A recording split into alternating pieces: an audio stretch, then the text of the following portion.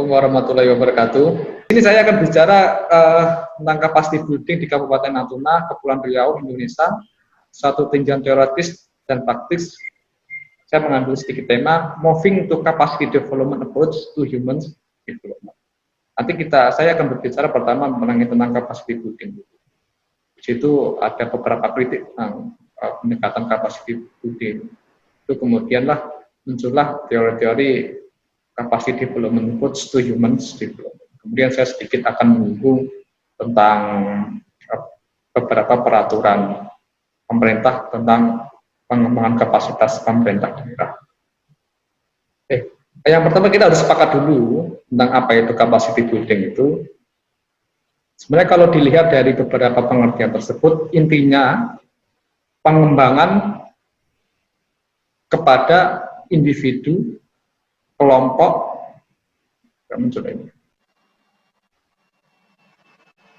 kelompok dan sistem sebagai untuk penguat organisasi untuk mencapai visi dan misinya.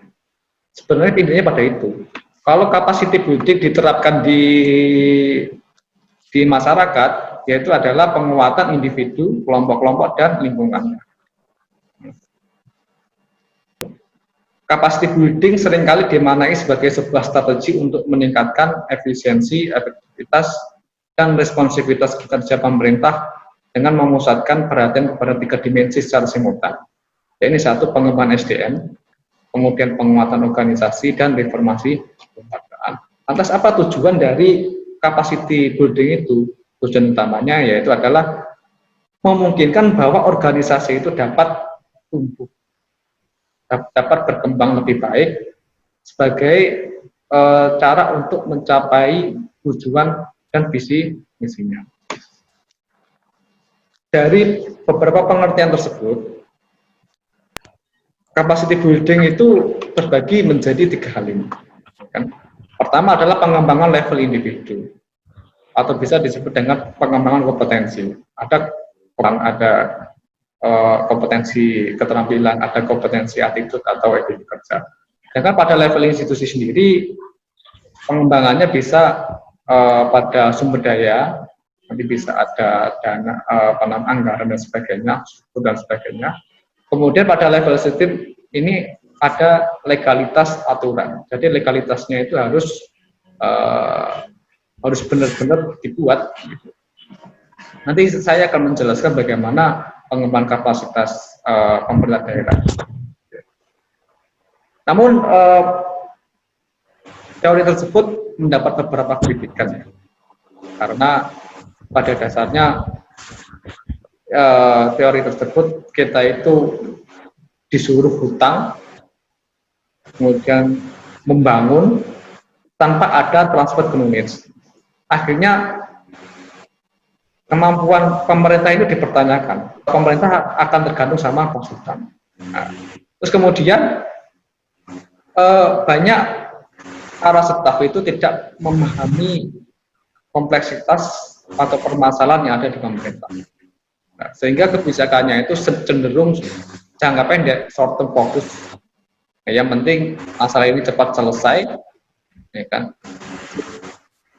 Akhirnya dalam mengatasi permasalahan itu desainnya juga simple, tidak dalam jangka waktu yang panjang. Kemudian muncullah pendekatan lain, yaitu moving to capacity development approach to human development. Hal ini didasari bahwa capacity development itu merupakan mesin dari human development. Perlu kita sadari, bagaimanapun juga manusia itu merupakan sumber daya yang paling penting untuk organisasi. Itu harus kita sadari. Oke. Jadi menurut saya investasi yang paling bagus itu adalah investasi human resource.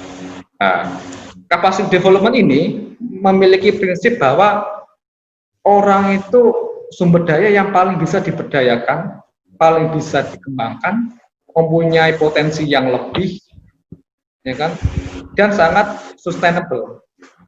Dalam jangka panjang itu bagus. Karena dengan capacity development Nah, kita bisa mengajari seseorang itu untuk bekerja lebih baik, ya kan? Someone to do something, to do it better. Ya. Sama halnya dengan UNDP, konsep capacity development ini dinilai bagaimana individu, organisasi atau sistem itu dalam menguatkan organisasinya, dia itu berdasarkan apa yang dia inginkan, dia ingin kembangkan sendiri. Langsung saja, ini beberapa perbedaan tentang konvensional approach dan juga pendekatan baru. Kalau yang dulu, training atau pelatihan itu hanya berdasarkan kalau ada konsep baru, teknologi baru, kita training. Ya kan, kalau pendekatan human development ini, ya kan, pelatihan itu terintegrasi dan komprehensif. Jadi pelatihan itu memang direncanakan.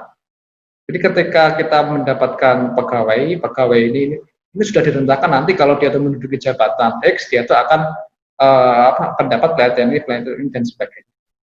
Nah, kemudian yang kedua, kalau dulu itu kita itu menggaji atau mencari orang luar, ekspert dari luar, untuk menduduki jabatan yang kosong. Kalau sekarang, pendekatan ini, kita mendatangkan pelatih dari luar, orang pintar, kemudian orang itu disuruh melatih staf kita, dan staf kita inilah yang akan menduduki jabatan yang kosong itu. Tuh, itu kan bedanya di situ. Ada transfer penulis dan sebagainya. Nah, ini sedikit saja tentang evolusi capacity development dari UNDP ya. Ini dari dulu sampai sekarang itu seperti ini. Dulu itu developing countries needs money. Memang ya, kalau kita bicara tentang pembangunan, ya kan, permasalahannya di negara sedang berkembang itu adalah masalah mengklasifikasikan beberapa kategori, seperti negara sedang berkembang, ada negara maju, dan negara yang negara miskin dan sebagainya itu. Nah, setelah mengklasifikasikan, dia menentukan standarnya. Kalau kamu negara sedang berkembang, kamu ingin negara maju, ya, kamu jadi negara maju, kamu harus melakukan ini. Oke.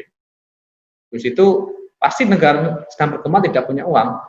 Ya, Bank Dunia ini ngasih uang. Ini saya kasih uang pinjaman. Kamu harus melakukan apa yang saya inginkan tadi. Selain itu, selain dikasih uang, proyeknya itu juga dipegang oleh mereka. Jadi negara yang sedang berkembang ini, dia itu hanya menikmati hasilnya tanpa ada transfer knowledge. Ya. Akhirnya apa? Kita terus akan tergantung sama mereka.